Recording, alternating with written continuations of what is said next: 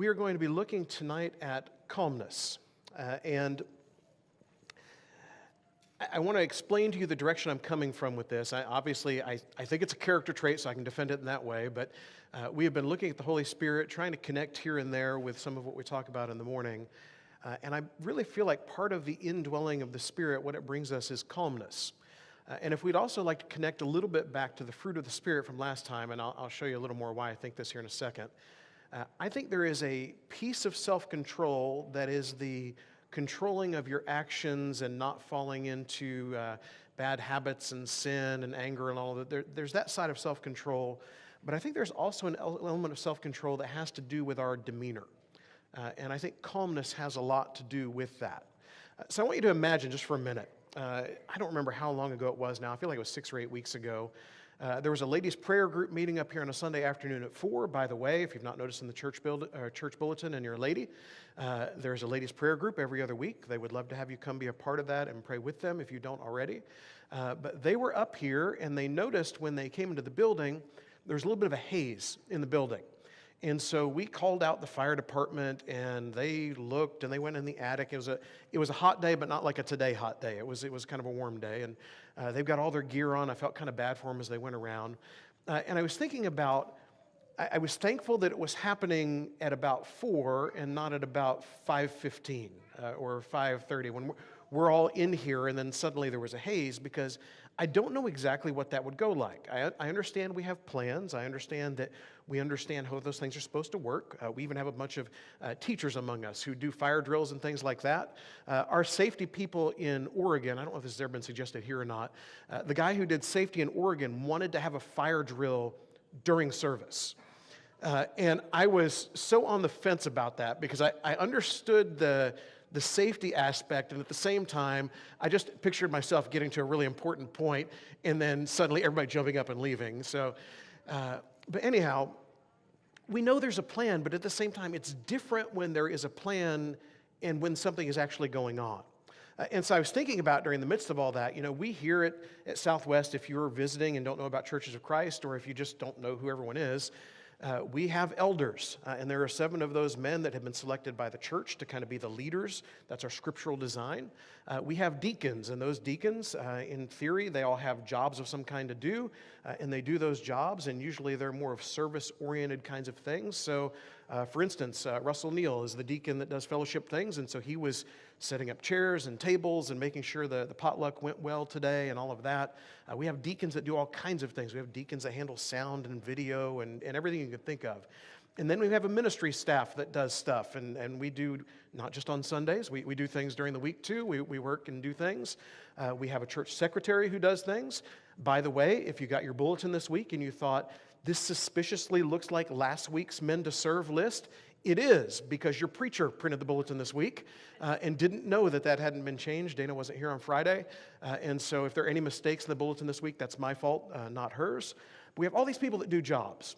So if you can imagine for a minute, if we have this haze that comes over the auditorium and there's a smell of smoke in the air, and what do we begin to do? I will tell you that it really no longer matters at that point who the elders are, who the deacons are, who the preacher is, who the church secretary is, who teaches your Bible class. What matters at that moment is there a calm voice to listen to that will tell you what to do?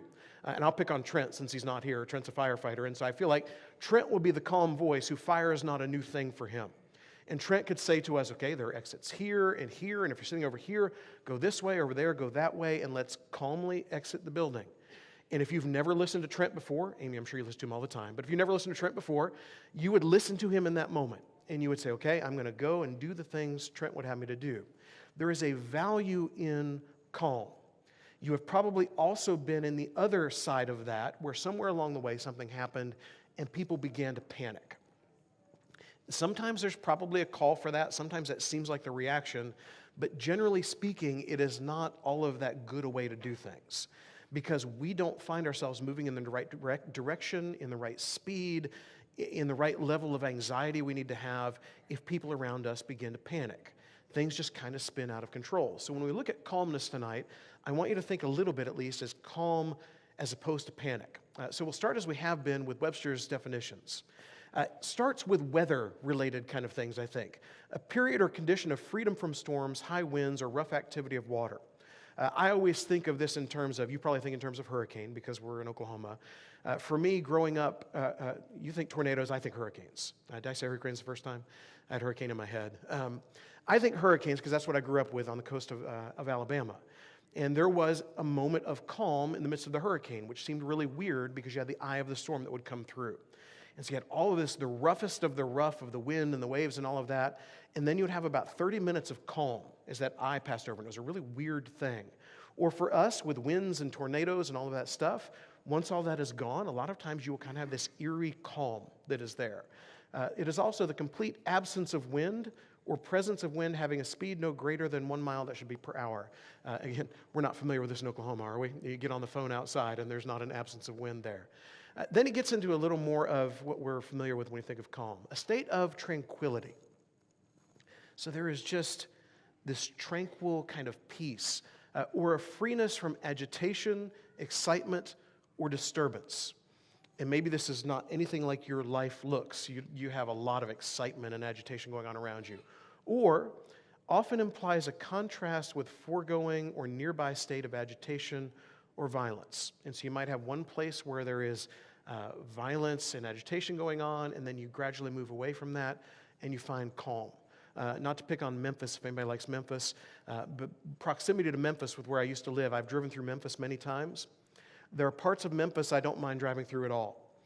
There are parts of Memphis that I cannot get through quickly enough because it just does not feel safe or calm or any of those things.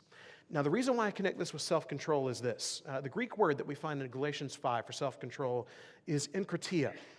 And the way it is translated, we have self-control in Galatians 5, but what the Greek word means is the restraint of one's emotions, impulses, or desires, self-control. And generally, we talk mostly about the desires side of things, but there is also the emotions and the impulses that goes with that. And usually it is the emotions and the impulses that tend to get us into trouble, and also that tend to elevate our attitudes and everything else a little bit to get us at a point where we do not feel calm. So what do we know about calmness from Scripture? First of all, calmness indicates wisdom. And you've probably experienced this somewhere along the way. When you're around people that just seem right on the edge of out of control all the time, it doesn't feel like a source of wisdom, does it? It feels like you almost want to get away from that because it's making your life, you breathe a little harder, your heart races a little bit more, you don't know what to do. But in Proverbs, we find in 29 verse 11, a fool gives full vent to his spirit, but a wise man quietly holds it back. How many times during the course of the last week have you wanted to give full vent to your spirit? You just had those moments of anxiety or frustration or anger, or we talked about patience last time, maybe a lack of patience, and you just want to let loose on somebody. How many times have you felt fully vindicated in that and thought, they have it coming. They have brought this on themselves. And yet we learn here that wisdom is the opposite of that. Wisdom is saying, I can hang on to this, I can control this, I can handle myself in a good way. Calmness is also evident in our words. And I think we see this pretty clearly. You see in the way people talk, both by the way, in the words they choose and in the way they say those words, whether there is calmness or anxiety coming from them. James says in James 1:19, "Know this, my beloved brothers, let every person be quick to hear, slow to speak, and slow to anger." I don't know about you, but I tend to get these out of order sometimes. And sometimes I'm a little too quick to anger and a little too quick to speak and way too slow to hear. I do these in the wrong way. But James says, okay, if you're going to speak well, it begins with slowly thinking things through. So probably somewhere along the way, you have heard something like, if you're angry and you're worried about what you're going to say, what do you do? You count to 10. It seems like the most rudimentary, weird thing to do. But I will tell you, when you do it, when you force yourself to slow down and not to react, a lot of times by the time you get midway through that, you realize that the reaction you were about to have was not going to do any good, wasn't worth having, and may have even made things worse. And instead, what if we could just calm down, slow down, and say and do the right thing? Or the proverb writer says this, "Whoever keeps his mouth and his tongue keeps himself out of trouble." Think of the last time you were in trouble. My wife and I have an ongoing joke, because every now and then I will say something about, well, last time I did this, I got in trouble. And she will say, we don't get in trouble. We're not children. We don't get in trouble. And I will say, I kind of felt like I was in trouble. And usually if I get in trouble, or whatever that's supposed to be called, it is because I have not kept my mouth and my tongue. I have said something I shouldn't have said. I've said it too quickly. I've said it in the wrong way. And a lot of times, the reaction, maybe you've experienced this with people you're close to, the reaction might be stronger than what you anticipated based on what you said. And you think to yourself, well, how did we get here? And my answer to you is, you probably got yourself there like I do. You said it in the wrong way. You said it with the wrong look on your face, in the wrong tone, choosing the wrong words, whatever it may be. And so the proverb writer says, don't do that. Hang on to those words. Is this good? Is this worth saying? Will this help the situation? Calmness is also evident in our response to mistreatment. Because what do we learn as Americans you do when you're mistreated? Well, you get yours. You show them. You find justice. You do things in such a way to get your way, to make sure everybody knows you've been mistreated. And what we find in Scripture is something very different than that. In Matthew 5, in the Sermon on the Mount, Jesus says this, I say to you, do not resist the one who is evil. But if anyone slaps you on the right cheek, turn to him the other also. And if anyone would sue you and take your tunic, let him have your cloak as well. I got a thing in the mail the other day for, I can't remember what those things are called now, but there's a lawsuit and I own something, and they want to know if I want a part of that settlement. And I thought to myself, I don't even remember being wronged by these people. I like checks. I like getting those in the mail, and usually they're like, $3.42 or something like that. But I thought, do I want to get involved in this? That's kind of our nature, isn't it? We want to get something coming to us, whether we feel like we deserve it or not. Or when someone does us wrong, we want to lash out in return to them.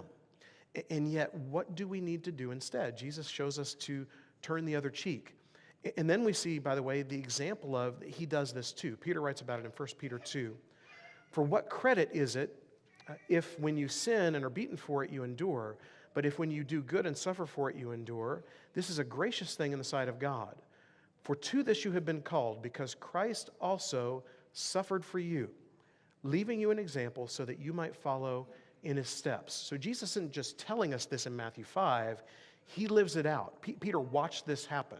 He saw Jesus be mistreated, he saw Jesus be talked about in wrong ways, and rather than lashing out in return, Jesus takes it. Jesus is calmly there and just lets it go. He committed no sin, neither was deceit found in his mouth. When he was reviled, he did not revile in return. When he suffered, he did not threaten, but continued entrusting himself to him who judges justly. You ever in a situation where you are wronged and you are frustrated by it, and you just want to say something, but you don't know the thing you need to say, and then 10 minutes after the situation is over, the argument is done, whatever it is, you think to yourself, the perfect comeback. And then you have that moment where you think, why didn't I say that? How many times do you think Jesus had in the back of his head the perfect comeback? Not because it's his nature to think of it, but because he knows everything.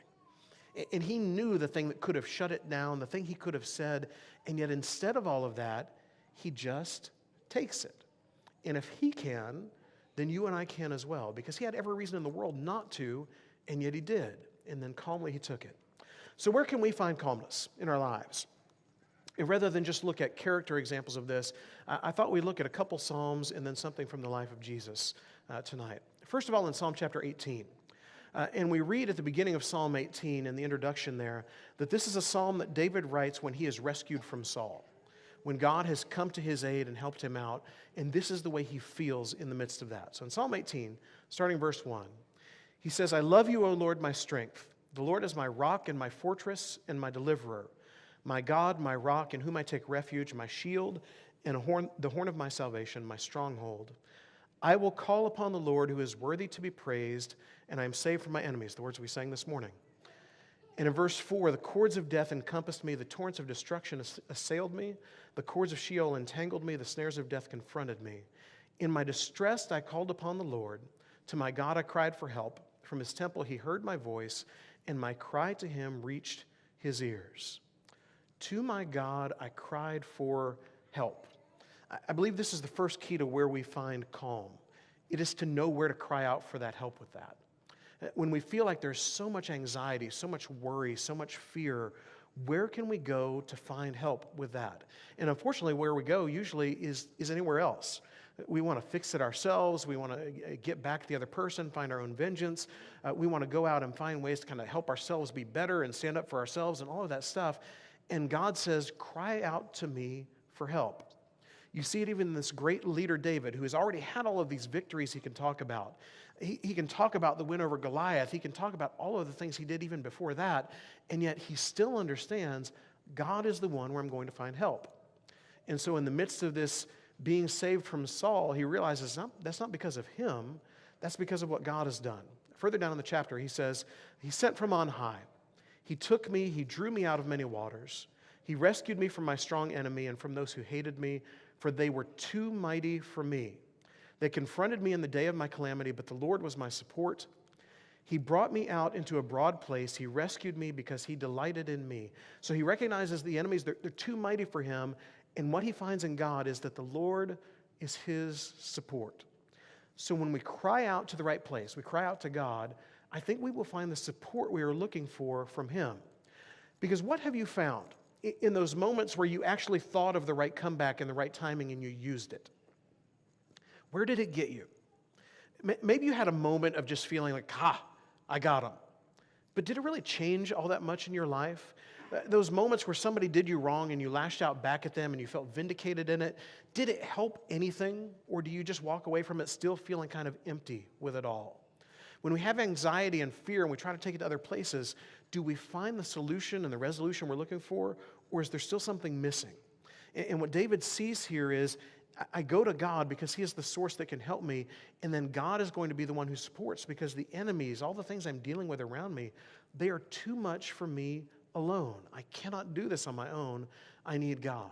The second place we're going to look, and I love that Brad led the song tonight. He didn't even know I was going to do this. Psalm 23. And we have sung through the words already, so they'll be familiar to us. But I want you to think of the words of Psalm 23. The Lord is my shepherd, I shall not want. He makes me lie down in green pastures. He leads me beside still waters.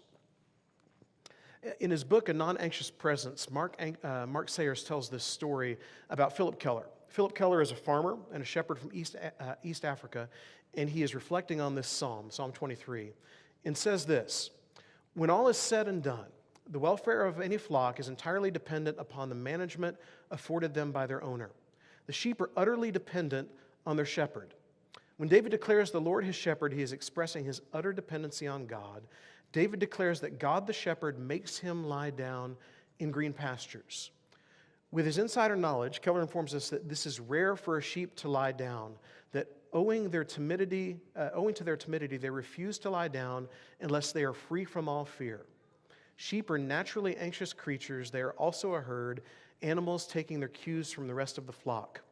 And when we think it's kind of an insult to be referred to as sheep, sounds an awful lot like us, doesn't it? We are people that are slow to slow down. We don't want to lie down and let go of control, and we tend to take the cues from people around us. And so as David talks about here that he makes me to lie down, think for a moment. Do you remember all the way back to kindergarten and preschool when there was a thing scheduled within your day called nap time? Adults, and kids, learn a lesson here. Adults, how many of you would love to have scheduled within your workday, for those of you who have jobs, or students, within your school day, something called nap time? Okay? I remember when I first went to preschool, when David went to preschool, the teacher called us one day and said, "Your son likes to talk." And we said, "Really?" The first day he was so timid and shy, and we were really worried about, is he going to be okay here? And as we left, we knew he'd be fine, but he just seemed kind of, didn't talk to anybody, kind of standing over there in one corner of the room. And by the midway through the first day, he was fine, but she was having a hard time getting him to not talk during nap time. And she would get everybody else kind of calm down, and David would just want to kind of chat people up and talk. How much would you just reach out and embrace nap time today? I got about 45 minutes in today. It was glorious. And I kept kind of waking up and going to sleep. It wasn't a great rest, but it was nice to kind of sit there and do nothing. Sheep don't like nap time. They don't like to lay down. And yet within the voice of the shepherd, they're able to calm down enough to get there. And so kind of reinforcing what we learned from David in Psalm 18 is if we are going to find the kind of calm we want in life, it is a trust in God that gets us there. We recognize the voice of God cares for us and loves us enough that we can finally calm down, finally lie down, slow down, and just be. And for some of you, that is easy as can be. For others of you, it is just hard to turn all of that off, isn't it? We have a picture that comes up on Facebook every year. We took our kids to the Science Museum in Little Rock one year, and we were spring breaking close to home that year, and so we just did all these little day trips and stuff. And there we went to this thing, and it was a battle of minds. I think that was actually the name of the thing. And you sat down on these two ends of a big table, and you put on a little headset. And this headset went around your head, and what it did was it read brain activity. And the way you win this battle of minds is to empty your brain and to just completely let loose of thinking. And so when you stopped thinking, this thing that registered your brain would begin to allow a ball to move to the other side of the table. And when you got it all the way over to the other person's end of the table, you won. And so we had a very entertaining time where my wife and I sat down across from each other, and she was like, "How do you empty your mind?" I was like, "Oh, it's easy. I got no problem with this." All those times, by the way, ladies, when you ask your husband, "What are you thinking?" and they say nothing, it's true. It's nothing. And so I sat down at the table, she sat down at the table, and I kid you not, we put the headsets on, and it was like pinball shot out. It just went straight across the table. And she said, "Okay, we'll slow down a little bit, we'll do it again." And so we put the ball back in the middle of the table, and I sat there just with a grin on my face as it right across the table again. And we got to the point where it kind of slowed down a little bit, but it still moved pretty fast. Now, for some of you, the emptying and the calming, it's easy. For some of you, it's a little more complicated, but I will tell you, wherever you fall in that, it is needed. God understands that there is a need for us. It's the reason, by the way, Richard taught this on a couple Sunday mornings not long ago. It's the reason why he built Sabbath into the plan. I know we run from that because it's an old law thing, but Sabbath is a pretty valuable idea. God understands there is a need for us to rest, a need for us to be calm. And so here we learn that in this comparison with sheep and the shepherd, when the shepherd's voice is the one telling us, we can recognize it's okay to be calm now. He restores my soul. He leads me in the paths of righteousness for his name's sake. So he restores and he also leads. And where does he lead? He leads us in this path of righteousness, the path we should go on. Even though I walk through the valley of the shadow of death, I will fear no evil. If you are with me, your rod and your staff, they comfort me. So he also comforts. He makes us lie down, he leads us, and then he comforts us. Because for some of us, the idea of being calm and anxiety-free, we're not accustomed to that. That's not how we operate. We operate in a world where there are all these plates spinning at the same time. And God says, it's okay to slow down, and I will be the one who brings you comfort. You prepare a table before me in the presence of my enemies. You anoint my head with oil. My cup overflows. So he also prepares. And I like that too, because there are some of us who are preparers and others of us who just get to enjoy that others do the preparing. God prepares for us. And notice what he prepares. He prepares this table in the presence of our enemies, but he doesn't give our enemies a seat at the table, does he? I think we allow those folks inside our head. And I don't want you to try to define who are enemies and who are friends. That's probably not the point here. But there are people in our lives who probably don't want the best for us or maybe just flat out want bad for us. And I think we allow them a seat at our table. We let them get inside our heads and make that another thing that makes us anxious. And God says, I'm preparing a table for you. They can see it, but there's not a seat at this table. Now, maybe there comes a point where we become friends and everything changes, and then they get invited to the table too. But for now, God gives us this table. And then surely goodness and mercy shall follow me all the days of my life, and I shall dwell in the house of the Lord forever. There's that word again. And instead of him coming to dwell with us this time, the way he words it is that we will dwell in his house. We will dwell with him and will dwell with him forever. If you're ever looking for a fun Bible study, by the way, get a concordance out or get a Google search out and look up the word dwell. It is all over the place. Dwelling is a big idea to God, and God wants us to dwell with him. And then as we bring it all together here, we'll look at Jesus. because Jesus, I think, is probably the best example we can find of calm, and the way that would be put in the book that we read from here a second ago, a non-anxious presence. There is enough anxiousness in the world around us already. What if we could instead be that non-anxious, that calming presence? And so we find Jesus in the midst of a storm. And here a literal storm. I think we have storms that go on around us all the time in our lives, but Jesus here in this literal storm says on that day in Mark 4:35, when evening had come, he said to them, "Let us go across to the other side." And leaving the crowd, they took him with them in the boat, just as he was.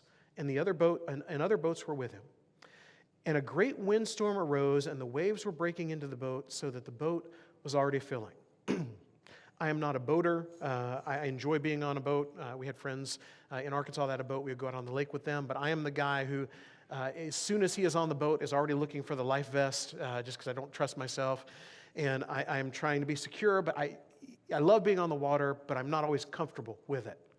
And I will tell you, when there is a storm in the distance, even though it's not my boat and I'm not the guy driving it, I occasionally will say, "Hey, what do you think that's going to be here?" I'll start dropping hints. I'm not a non-anxious presence at this point. And I will say, and they will say, "Oh, well, that's this far away," because they've been out there all this time.